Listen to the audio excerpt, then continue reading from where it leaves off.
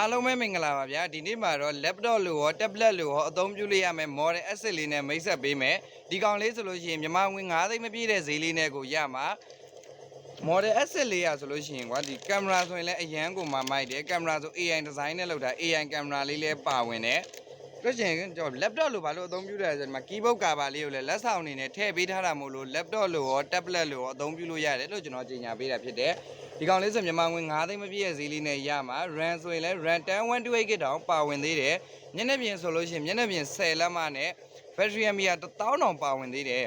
လက်ဆောင်လေးဆိုလည်းအများကြီးပေးသွားအောင်မယ် keyboard cover လေးရဲ့ဒီ8000ကျော်တန် keyboard cover လေးကိုလက်ဆောင်ပေးသွားအောင်မယ်10လက်မကြီးကိုကတ်တယ်မှန်မကွဲထူတစ်ချက် type C အားသွင်းကြိုးအားသွင်းကောင်းတွေကိုလည်းလက်ဆောင်အနေနဲ့ထည့်ပေးသွားအောင်မှာဖြစ်တယ်ရန်ကုန်မန္တလေးနေပြီးတော့ဆိုအိမ်ရောက်ငွေချေစနစ်နဲ့ပို့ဆောင်ပေးပါတယ်ဗျာ tablet ဆို Wi-Fi တစ်မျိုးတည်းသုံးလို့ရတာမဟုတ်စင်ကတ်နှစ်ကတ်ထိုးလို့ရမယ် memory ကတ်တစ်ကတ်စိုက်ပြီးတော့အသုံးပြုလို့ရအောင်မယ်ကုမ္ပဏီတိုင်းရိုက်မို့လို့အာမခံလည်းတနေ့တိတိတောင်ပါဝင်ပါသေးတယ်ဗျာဒါကြောင့်မလို့မှာယူခြင်းနဲ့ဆိုရင်အပေါ်မှာပြထားတဲ့ Viber ဖုန်းနံပါတ်လေးကိုအခုပဲဆက်သွယ်မှာယူအားပေးလိုက်တော့နော်